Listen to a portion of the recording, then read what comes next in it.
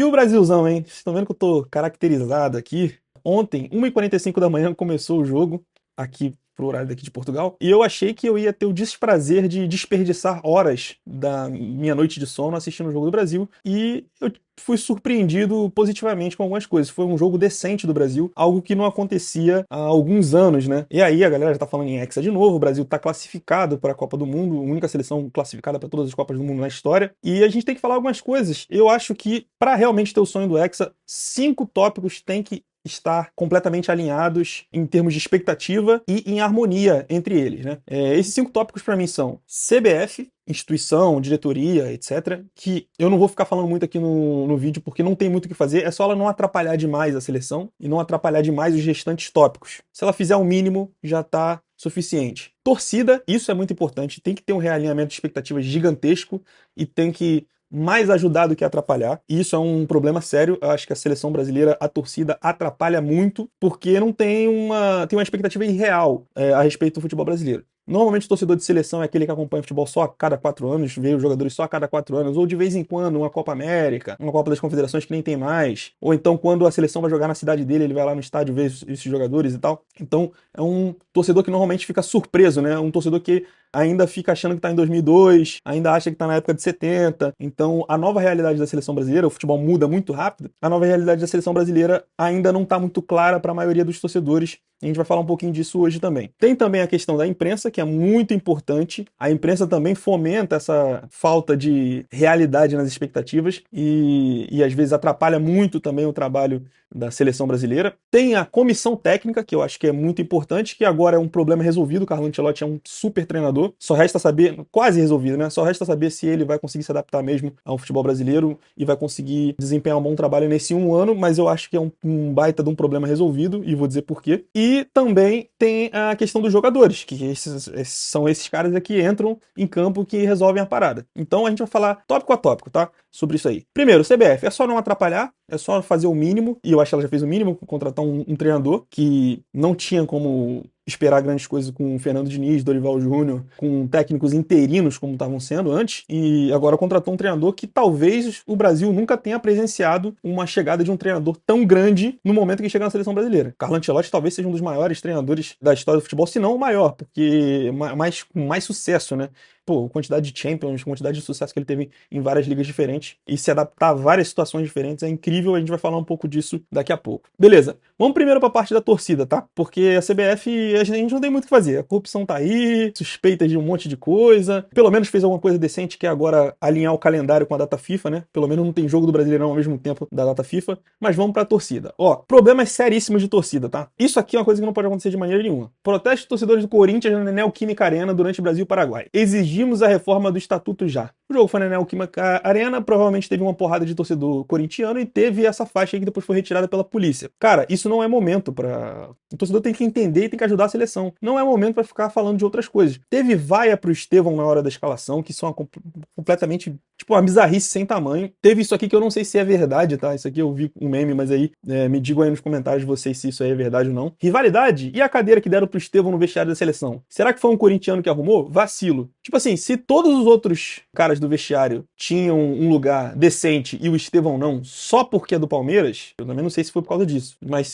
se foi isso, é uma bizarrice enorme também. Só atrapalha, né? Além de a torcida já ter vaiado ele, parte da torcida já ter vaiado ele na escalação, é uma coisa que o torcedor brasileiro tem que entender o seu papel ali. Ele tem que apoiar o time. Esse é o momento de apoiar o time. Não adianta você querer achar, né, que muitos vão achar ainda, né, mas não adianta você querer achar que a dupla Vinícius Júnior e Rafinha é Pelé e Garrincha. Não adianta. A safra da seleção brasileira não é a mesma, o Brasil não tem o mesmo potencial que tinha antes, os caras têm que entender os lugares deles, e o torcedor brasileiro também tem que entender isso, cara. Tem que ter esse choque de realidade e tem que ter esse realinhamento de expectativas. Não dá pra ficar esperando que o Brasil vá dar show todo jogo, não é assim. Passou essa fase. 2002 ali tinha um super time, 2006 ali tinha jogadores com muito nome, mas passou essa fase. O Brasil não é mais favorito para ganhar a Copa do Mundo, tem que entender isso. Ele tem que ser um time encardido, ele tem que ser um time chato, ele tem que ser um time que, se perder, o outro time tem que suar muito a camisa para vencer o Brasil, tem que ser esse tipo de coisa. Não adianta achar que o Brasil vai ter que dar show, que é o protagonista, que é o favoritaço. Não, ele tem que montar um time competitivo, que seja trabalhoso pro adversário chegar ao gol. e até o Ancelotti fez isso bem já nos 2 jogos, né? O Brasil não tomou gol. Tem que ser nessa pegada. O torcedor tem que entender o momento da seleção brasileira e tem que apoiar, irmão. Não adianta querer cobrar o Vini Júnior, que tem 5, 6, 7 gols pela seleção, de que ele resolva todos os jogos. Não adianta. Ele não tem essa capacidade. Ele pode resolver um jogo ou outro, tem muito talento e tal, pelo que ele mostrou no Real Madrid, mas não adianta querer que o Rafinha dê porrada nos argentinos, que a gente viu que já não dá. Tem que entender o momento da seleção brasileira e tem que apoiar os jogadores que tem. E os jogadores também têm que se ajudar. Isso é óbvio, mas a gente vai falar de jogadores depois. Mais uma coisa aqui. Aí, a própria torcida não se ajuda, né? O movimento verde e amarelo fez uma coisa legal, né? Que uma das coisas que o pessoal reclamava no Brasil é que a torcida brasileira era sem alma, só cantava Lê, Lê, Lê, o Brasil, o hino nacional e é isso, né? E aí o movimento verde e amarelo resolveu fazer uma coisa decente, que é fazer uma festa lá nos Jogos do Brasil e tal. E a galera no Brasil gosta de botar defeito e gosta de reclamar, falando que só tem playboy, que não tem povo, que não parece torcida organizada. Ainda bem que não parece torcida organizada, né? Ainda bem que não tem ninguém quebrando nada, ainda bem que não tem ninguém depredando as coisas, não tem ninguém saindo na porrada, não tem ninguém matando ninguém. Ainda bem que o movimento verde e amarelo é só uma torcida que apoia o time e que faz o papel de torcida. Você pode reclamar de várias outras coisas, mas é fato que o movimento verde e amarelo hoje é a melhor torcida organizada do futebol brasileiro. Ponto. Consegue apoiar a seleção, consegue fazer o papel de apoiar, sem ter violência e sem ter vandalismo. Então aí a gente vê eles fazendo uma festa lá, ó.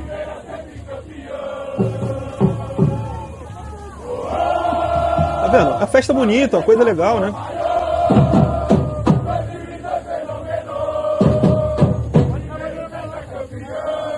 Tá aí.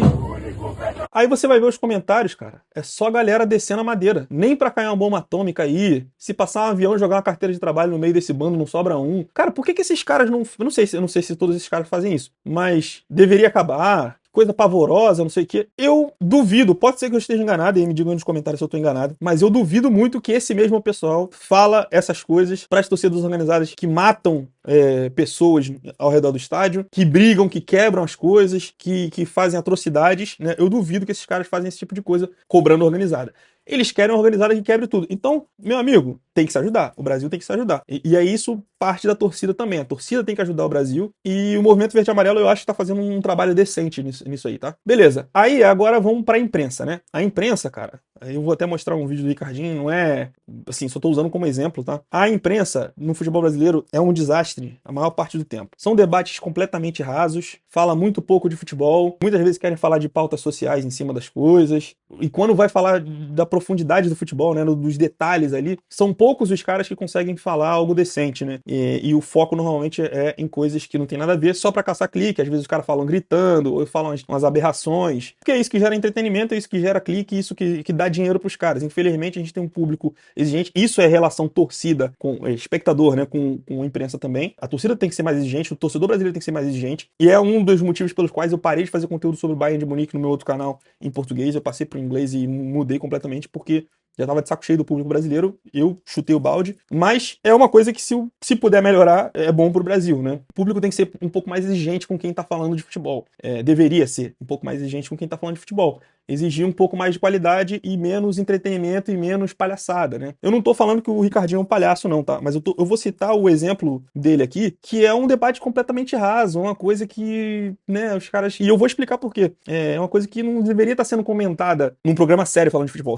Se for programa de resenha, beleza, show de bola. Faz parte, aí assiste quem quer. Mas, teoricamente, deveria ser um programa sério, e aí a TNT Esportes teve isso aqui. Nós terminamos o jogo contra o Paraguai com 4 zagueiros. 1, 2, 3, 4 zagueiros, que são zagueiros hoje. Isso é um zagueiro, ponto. zagueiro. Isso é um porque ponto. o Danilo é zagueiro. Não vem me vender que o Danilo é lateral direito, que essa eu não compro. Então, ele tirou... 4 zagueiros. Irmão, se o Dorival termina... Primeiro que o Ricardinho ficou o tempo todo gritando aí e tal. E isso é uma coisa, cara. O que ele falou é uma coisa que já ficou muito ultrapassada, já ficou muito pra trás, cara. Nós terminamos o jogo com 4 zagueiros. Eu não passo pano, não. Beleza. Primeiro de tudo, o futebol moderno, esses jogadores que estão aí na seleção, a maioria dos jogadores hoje faz mais do que uma função. Eles jogam em várias posições. A gente já viu jogadores de elite aí, de Champions League, que os caras são zagueiros, mas podem jogar de lateral se eles forem bem defensivamente, né? Se for aliás, ao contrário, um lateral que pode jogar de zagueiro, que ele é bom defensivamente, ele pode jogar de zagueiro, se ele for alto e tal, se ele ganhar no jogo aéreo. Tem zagueiro que pode virar volante se tiver boa saída de bola. Então depende muito dos jogadores, e com calendário pesado, com situações de suspensão, de jogadores machucados e tudo, né? De desfalques. A maioria hoje dos jogadores tem essa versatilidade. E hoje, cada vez mais, os jogadores estão os scouters, né? Os caras, chefes de scout, estão procurando jogadores com várias funções e posições dentro de campo. Isso de sistema tático também, muitas vezes o time muda, né? Dentro do jogo, dependendo da situação do jogo, muda ali, as pessoas nem percebem. E a imprensa falta um pouco prestar atenção nisso. Mas terminou com o Danilo com 4 zagueiros no elenco, no time titular. Cara, isso acontece. Porque o cara, ele não é só zagueiro. Ele é zagueiro barra lateral. O outro é zagueiro barra volante. O outro é lateral barra ponta. Então, tem muito isso hoje em dia. E não adianta você querer... terminou com 4 zagueiros. Beleza, ganhou o jogo. Tava ganhando de 1-0. O time do Brasil tinha muita dificuldade de ganhar os últimos jogos. Empatou o último de 0-0. E agora ganhou de 1-0. Beleza, não é a melhor coisa, né? O Brasil não tá dando show, mas venceu e se classificou. E fez o que tinha que fazer. Parece que tá com a defesa um pouco mais sólida. O ataque foi lá e fez um gol, numa jogada muito esperta ali do Matheus Cunha, conseguiu roubar a bola no ataque ali, dar o passe pro Vini Júnior, e foi isso, né? Agora, isso de terminar o jogo com 4 zagueiros, irmão? Então só porque joga como o Brasil, não vamos terminar o jogo com 4 zagueiros, não. Vamos botar lateral ofensivo, e aí toma um gol no final, na bola nas costas. O que ele ia estar falando? O que ele ia estar falando no final do jogo? Então, o Ancelotti tem essa habilidade de fazer o que deve ser feito, mas a gente vai falar do Ancelotti depois. E no jogo. Meu Deus do céu! Com o Beraldo de lateral esquerdo. Praça pública. O Danilo de lateral direito segurando 1-0 contra o Paraguai, sem praça pública. Aí se eu chego aqui, praça pública, vejo o Ancelotti fazer isso e digo, mas maravilhoso. Eu não vou passar pano. Eu não posso, cara. Eu não vou passar pano. Eu tenho que ter um pouco de responsabilidade com o que eu falo. Terminou com 4 zagueiros e demorou pra mexer. Pois é. Demorou pra mexer hoje. Ele quase jogou o resultado fora hoje. Nós terminamos. Então, assim, os caras falam, não vou passar pano pra isso, não. Tipo assim, cara, tem que ter um realinhamento de expectativa. É isso. O jornalista não pode achar que essa seleção brasileira é uma das favoritas à Copa do Mundo com esse futebol apresentado. Pode chegar e pode ganhar, porque é um mês ali que, se os caras estiverem bem, se todo mundo estiver certinho ali, beleza, pode funcionar legal. Como o Marrocos chegou longe na última Copa, né? Às vezes, quando a seleção não é a favorita, mesmo assim, consegue chegar a uma final, às vezes ser campeã. Agora, terminou o jogo com 4 zagueiros? Cara, essa é a nova realidade do futebol brasileiro. Aceite. O Brasil não tem mais 3, 4 caras de nível Ballon d'Or no elenco pra colocar todo mundo junto pra jogar e dar show e sambar. Não é mais isso. O futebol brasileiro tá numa fase que joga um futebol difícil, mas tem que tirar proveito, né? É difícil de assistir, às vezes a gente vai olhar e vai preferir estar dormindo, como no meu caso, que os jogos aqui normalmente são de madrugada, mas tem que olhar pra esse momento agora e falar assim, cara, o que é mais importante? É jogar bonito, ir pra cima e terminar o jogo com 2 zagueiros só, com um zagueiro só, ou ganhar o jogo do Paraguai, classificar e ter mais calma para os próximos jogos e desenvolver o trabalho com mais calma? Nesse momento era vencer o jogo. E, assim, óbvio que ninguém tem que ficar satisfeito 100%, ninguém pode achar, tá tudo resolvido, vamos pra dentro, vamos rumo ao Hexa. Não. Mas, ao mesmo tempo, também tem que entender o momento. E o momento do Brasil pedia isso. Pedia essa segurança defensiva. Quando você vem de vários gols sofridos, o jogo contra a Argentina tomou 4. Cara, a primeira coisa que o Ancelotti tem que fazer é ajudar o time a parar de tomar gol. E foram 2 jogos, e nos 2 jogos não tomou gol. Agora ganhou de 1-0, também tá difícil de fazer gol, mas quando você para de tomar gol, um time que tá em crise, quando o time para de tomar gol, é o primeiro passo para ficar mais perto das vitórias. E o Mano Menezes é especialista em fazer isso, o Tite já fez isso muitas vezes também no futebol brasileiro, o Mourinho também já fez isso várias vezes, né, ao longo da sua carreira. Esse é o primeiro passo. O Brasil já melhorou, né, comparado com o que tinha antes. Claro que não é só culpa do Ancelotti, mas ele achou algumas coisas. O zagueiro que ele botou lá, o Alex, deu uma melhorada, o Casimiro deu uma segurança um pouquinho defensiva melhor, teve algumas roubadas ali de bola, algumas antecipações, e dá uma segurança, uma força física legal pro time na parte defensiva. Então, é isso, cara. A primeira coisa que tinha que melhorar é arrumar a casinha, parar de tomar gol. Parar de tomar gol à torta direito. E depois que parou de tomar gol, ficou perto da vitória, só precisou fazer um gol para ganhar o jogo. E tá classificado para a Copa do Mundo. Agora, isso aqui também é um pouco da imprensa, mas é um pouco da torcida também que eu vou mostrar, tá, cara? É a parte do realinhamento de expectativas. E tem um pouco a ver com o treinador também, né? Tem bastante a ver com o treinador. Cara, isso aqui é doideira. Segundo jogo do cara, já tem mosaico pra ele, e é isso. Tipo assim, pode ser que isso tenha um efeito positivo, tá? Eu vi muita gente na gringa até falando isso aí, falando que é brutal o mosaico que fizeram pro Ancelotti no segundo jogo dele, não sei o que, aniversariante e tal. Mas eu acho que a gente deveria ir com calma, né? Os caras estão como se o Ancelotti fosse ídolo da seleção brasileira, com 2 jogos aí e um gol marcado. E fora que o mosaico, pelo amor de Deus, a Neoquímica Arena não ajuda, né? Porque aqui é bem escuro, então deveria ser o contrário, deveria ser todo verde com as letras em amarelo. Ia ficar mais, né, chamativo, ia chamar mais atenção, ia ficar mais bonito. Mas vamos ver, né? Vamos ver se esse tipo de apoio vai continuar sendo feito. Assim, isso faz parte do que eu tinha falado sobre apoiar a seleção e entender o momento. Beleza. Se os caras estão fazendo isso de forma consciente, tipo assim, já entendi que não adianta ficar reclamando, vamos empurrar esse time e fazer esse mosaico, beleza, show de bola. Agora, se isso for uma coisa tipo assim, tamo empolgado porque agora vem o Hexa e o Ancelotti é o cara e vai resolver nossos problemas, aí é preocupante. Deixa aí nos seus comentários, né? Fica aí o questionamento, deixa aí nos seus comentários aí no vídeo o que você acha sobre esse mosaico. Beleza, aí, cara, aí sobre o Ancelotti, né? Vamos falar um pouquinho sobre o Ancelotti.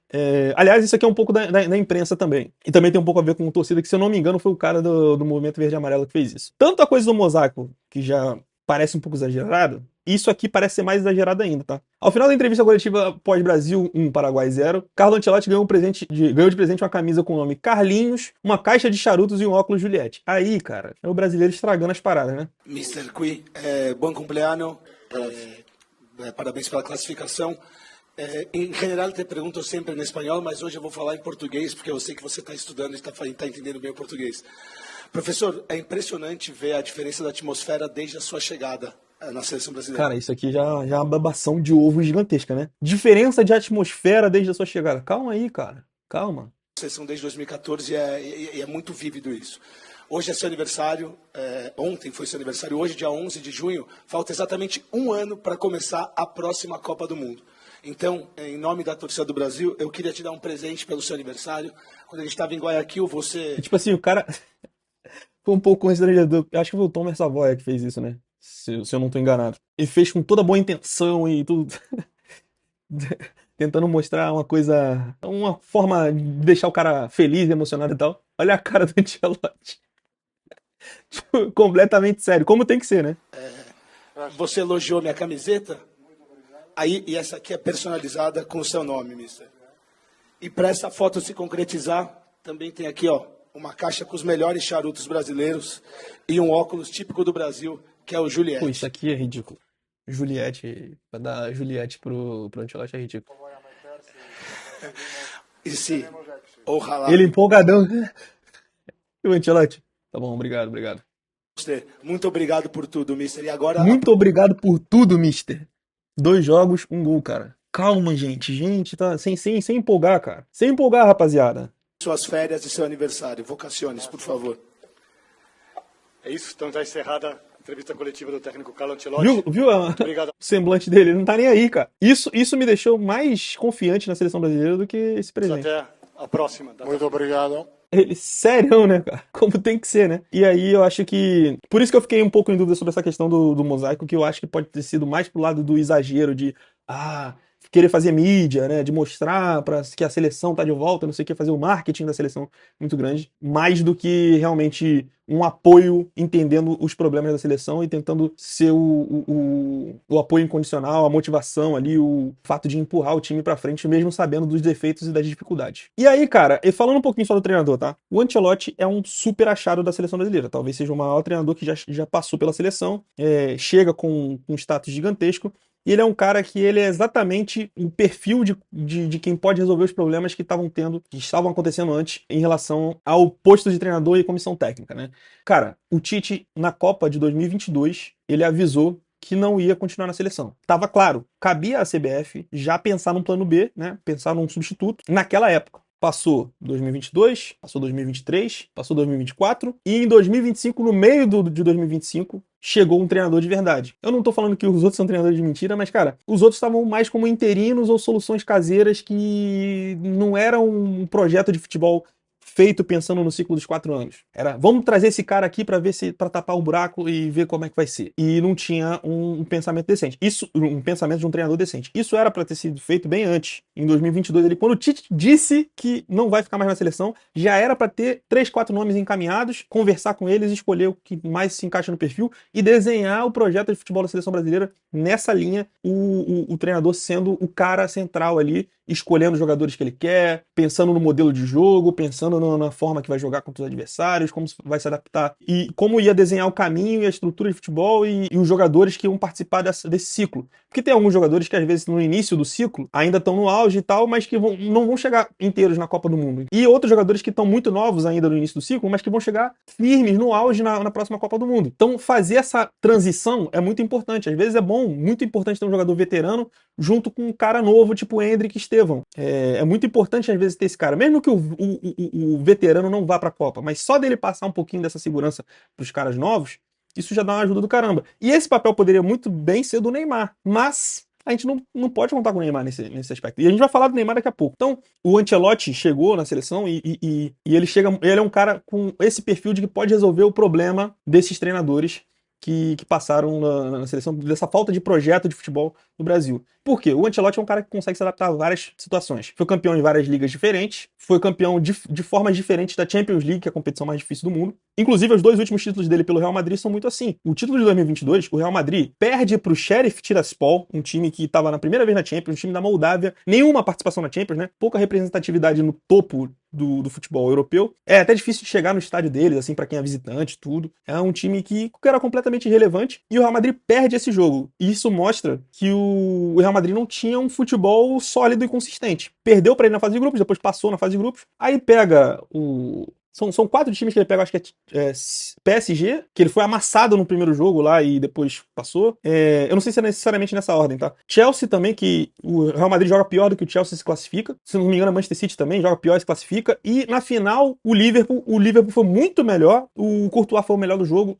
né, da final. E o Real Madrid foi campeão com um gol que até hoje eu acho meio duvidoso. A gente não sabe se a bola pegou ou não no pé do Benzema. Isso colocaria o Vini Júnior em posição irregular, se a bola tocou no pé do Benzema naquele lance. Mas ele pegou um time que perde pro Sheriff Tiraspol e consegue botar ele campeão da Champions. Jogando pior nas oitavas, nas quartas, na semi e na final. Pior do que o seu adversário em todas as fases de mata-mata e consegue ser campeão. Então, isso aí é um treinador com o perfil do que o Brasil precisa agora, faltando um ano, né? Apaga incêndio ali. Então, ele é um cara que pode resolver os problemas da seleção brasileira. É um treinadoraço, multicampeão e com esse perfil de conseguir se adaptar. Por exemplo, o Guardiola é um treinadoraço também, mas ele é um cara que ele não consegue jogar de várias maneiras diferentes. Se o time precisar recuar e defender, é um pouco mais complicado pro Guardiola fazer isso. Já o Ancelotti não tem vergonha de, se tiver que defender os 90 minutos para ganhar de 1-0 ou para levar para prorrogação e pros pênaltis para passar, ele vai fazer isso. Nem sempre dá para jogar bonito, mas o importante é sempre jogar bem. E você pode jogar bem se defendendo os 90 minutos também. Então, o Ancelotti é um cara que ele é feito para esse tipo de coisa. Na última Champions que ele venceu também com o Real Madrid, também foi muito assim, nessa pegada, né? Tudo bem que foi um pouco de ajuda da arbitragem e tal, né? Naquele jogo contra o Bayern de Munique, foi clara a ajuda da arbitragem, mas eu tava nos 2 jogos do Real Madrid contra o Bayern de Munique. E, cara, o Real Madrid foi amassado no primeiro jogo, poderia ter saído da Allianz Arena com 4, 5 gols no lombo, mas terminou o jogo com 2-2. O Real Madrid tava perdendo o segundo jogo em casa e achou uma virada, né? Depois teve aquele lance num roubo descarado da arbitragem, né? Mas o que dá pra ver daquela Champions é que nos anos anteriores, né, o Benzema vinha resolvendo, tinha sido o Ballon d'Or e tudo, e o Benzema sai do time, vai pra Arábia Saudita, e o cara consegue, com o Roselu, ser campeão da Champions de novo. Então ele conseguiu resolver um problema que é muito difícil substituir um cara do nível do Benzema, Ballon d'Or, por um cara como o Roselu. E ele conseguiu resolver o problema, botando o Roselu pra meter 2 gols no Bayern de Munique na semifinal. Então ele é um cara que ele consegue resolver problemas e consegue se adaptar a várias coisas, várias situações, independente do time estar no seu melhor ou não. Inclusive, antes disso, ele fez um trabalho no Bayern de Munique que a diretoria não entendeu muito ele. Ele foi um cara que, ao longo da temporada, não demonstrava um futebol sólido e consistente como o Bayern normalmente exige, mas ao mesmo tempo, ele montou um time que o Real Madrid, no auge daquele tricampeonato lá, com o Cristiano Ronaldo voando, aquele Real Madrid precisou de 2 gols irregulares, um cartão vermelho injusto e de uma porrada de erros de arbitragem para poder se classificar contra o Bayern. de uma prorrogação acho que, se eu não me engano, 2 jogadores a mais e aí 2 gols mal validados, né? 2 gols irregulares que o juiz não tinha VAR na época. O Ancelotti estava no Bayern e mesmo assim ele deu esse trabalho todo para aquele super time do Real Madrid. Então, o Ancelotti é um baita de um treinador que ele consegue resolver vários problemas. O estilo que o Brasil estava precisando nesse momento. Falta um ano para a Copa, agora o Brasil já está classificado. Ele vai ter tempo para avaliar um pouquinho mais o futebol brasileiro com um pouco de calma, aprender mais sobre o futebol brasileiro e escolher os melhores jogadores aí para a Copa do Mundo. E ele pode botar o time lá. Então tem que entender que o Ancelotti é o cara certo nesse momento. Agora, não pode exagerar. Esse negócio de ficar dando charuto pra ele, ou do torcedor exigir que com o Ancelotti o time comece a jogar pra caramba, ou se a imprensa também começar a exigir que o time jogue pra caramba, e que jogue bonito, que dê chapéu, que faça isso, e que goleie todo mundo. Não é assim também. Tem que deixar o homem trabalhar e ele fazer o melhor dele. E agora vamos pros jogadores, né, cara? A parte dos jogadores aqui já tá um pouquinho do Neymar, mas os jogadores também tem que se ajudar. Isso parte dos jogadores entenderem o papel deles na seleção e conseguirem praticar o melhor futebol possível. Bater muito na tecla de Rafinha, Vini Júnior e Neymar, que são os caras, as maiores figuras, né? O Rafinha, ele tinha que ter entendido, tinha que realinhar as expectativas dele em relação ao jogo contra a Argentina. A Argentina vinha jogando pra caramba, é a melhor seleção da América do Sul disparada, joga um futebol há muito tempo muito bom, com um treinador que tem um trabalho já de longo prazo, campeão da Copa América, campeão da Copa do Mundo, né? Então, ele tinha que olhar para aquela situação e pensar 2 vezes antes de falar aquela bobeira que ele falou lá do Romário. Eu acho até que foi exagerado assim também a repercussão, mas ele sabe como é que é Brasil, então a gente tinha que pensar 2 vezes. Ele vai e fala uma porrada neles e depois não joga nada. Se ele tivesse noção de que o Brasil naquele momento era muito inferior à Argentina, ele podia desconversar, ele podia falar outra coisa e não ia atiçar tanto a Argentina e talvez dentro daquele jogo não se criasse um ambiente tão tenso e o Brasil pudesse arrancar um empate, pudesse achar um gol e vencer o jogo, se defender o tempo todo, achar um gol e vencer o jogo, ou a Argentina ficar meio ali morna e não ir muito pra cima do Brasil e podia ser um pouquinho diferente. Mas também podia perder do mesmo jeito, então é muito né? O Vini Júnior também tem que... Cara, o Vini Júnior já tá suspenso de novo, né, cara? Se o Brasil não se classifica nesse jogo, aí no próximo jogo ia ser um jogo importante, aí o Vini Júnior tava suspenso de novo. O Vinícius Júnior tem que parar de achar que ele é o Pelé, irmão. Tem que parar de achar que ele é o gigantão, cara. Não tem como. Ele não tem esse futebol todo pra ser o cara da seleção ainda. Tem potencial pra isso, mas ele não tem, ainda não demonstrou na seleção esse futebol todo. E aí é marketing, é Netflix... série, aí vai falar de racismo. Quando joga bem, não fala nada de racismo. Quando joga mal, aí sim. Então, se ele jogar mais pro time e menos pra ele, as coisas podem melhorar. Esse é o papel da seleção e tem que entender o momento. Tem que ajudar a defender. Até foi exagerado, né? Nesse cartão amarelo que ele fez, ele ajudou até exageradamente nesse lance. Mas tem que ajudar bastante a defender. Isso foi uma coisa que até foi uma discussão do Ancelotti com ele num jogo do Real Madrid, que ele não estava ajudando tanto a defender. O Ancelotti tirou ele um tempo atrás. Tem que jogar mais pro time e menos pra ele. Esquece rede social, esquece série da Netflix, esquece pauta social, que isso não vai entrar em campo. Se ele fizer essa parte, tem tudo pra melhorar. E o Neymar Júnior, irmão, o Neymar é uma coisa que transcende completamente, né? Isso aí entra... O Neymar é tão grande que ele é jogador, ele tem influência na diretoria, na CBF, ele tem influência com o treinador, ele tem influência com a torcida e com a imprensa. Tudo envolve o Neymar, uma coisa gigantesca. A gente viu recentemente aí o Lewandowski falando que não vai jogar pela seleção polonesa porque o treinador tirou a faixa de capitão dele. Então é esse nível de coisa que a gente vê nos grandes jogadores midiáticos. O Neymar, cara, ele não me parece comprometido com a seleção brasileira e a gente tem que virar a página. Eu acho que o torcedor e a imprensa tem que completamente esquecer o Neymar na seleção brasileira e ele se recuperar e voltar a jogar em alto nível para tentar cavar uma vaga na seleção, porque não adianta, antes do Ancelotti chegar, o Dorival tava falando, não, a gente planeja a seleção em volta do Neymar. Cara, não tem que planejar em volta do Neymar, cara. Esquece isso. Esquece o Neymar, pô. Já foi o que tinha que ser, não tá jogando nada há muito tempo, não é nem tá jogando nada, não está jogando há muito tempo, então o cara que não tá jogando não tem como ser discutido na seleção, cara. Simples assim. E aí, cara, em jogo da seleção, no jogo do clube dele, o pessoal já reclama que ele tá na Kings League, não sei o quê. No dia do jogo da seleção, ele tava no leilão aí, ó. Tava no leilão, recebendo coroazinha, que, cara, isso aqui é patético, cara. Isso é patético. Mas beleza, ele quer fazer isso aí, beleza. Mas esquece a seleção, pô. Dia do jogo da seleção, o cara tá aqui recebendo coroa, cara. Tipo assim, pô, isso parece até um ritual satânico isso aí, cara. É assim, absurdo, cara, bizarro. E aí, olha só a entrevista dele, cara. O Brasil jogando, olha a entrevista do cara, mano. Ô Neymar, a última, Neymar. Vou focalizando, tá se acompanhando aqui, ó. Tô focalizando, para de falar besteira de mim. Pô, isso aqui é ridículo, cara. Isso aqui é ridículo, pô. O Brasil jogando, ele diz que tá querendo jogar a Copa do Mundo e tal. Aí ele tá no num evento, né, falando pra imprensa, fofocalizando, parem de falar mal de mim. Cara, isso aí, a gente não pode contar com o Neymar. Essa é a parada. Brasileiro, esqueça Neymar Júnior, não conte com o Neymar Júnior. Se ele voltar a jogar bem e brigar por uma vaga na seleção e brigar por uma vaga no elenco na Copa do Mundo, beleza, show de bola, a gente sabe do talento do Neymar. Agora, do jeito que tá, cara, esqueçam isso. Então, isso do Neymar tem que ter realinhamento de expectativa com tudo. Ele mesmo tem que voltar primeiro a jogar. A imprensa tem que parar de ficar enchendo o saco falando de Neymar o tempo todo também. A torcida tem que parar de esperar Neymar voltar como um messias. A CBF tem que parar de dar influência do Neymar para as coisas. E o Ancelotti, isso eu acho que ele tá fazendo certo, tirou um pouco esse peso do Neymar na seleção, né? Ele chamou a responsabilidade para ele. Ele é a novidade, o Ancelotti. E aí não convocou o Neymar, porque realmente não tinha como convocar, e não fica falando muito sobre Neymar. Então, é isso que a gente tem que pensar mais pra frente. E aí, com esse realinhamento de expectativas, CBF, torcida, comissão técnica, Ancelotti e seus auxiliares, jogadores e imprensa, aí se todo mundo tiver com um alinhamento de expectativas legal e fazendo seu trabalho de um jeito correto, aí o Brasil tem tudo pra ir longe, o mais longe possível na Copa do Mundo. E dependendo da situação, dependendo de como for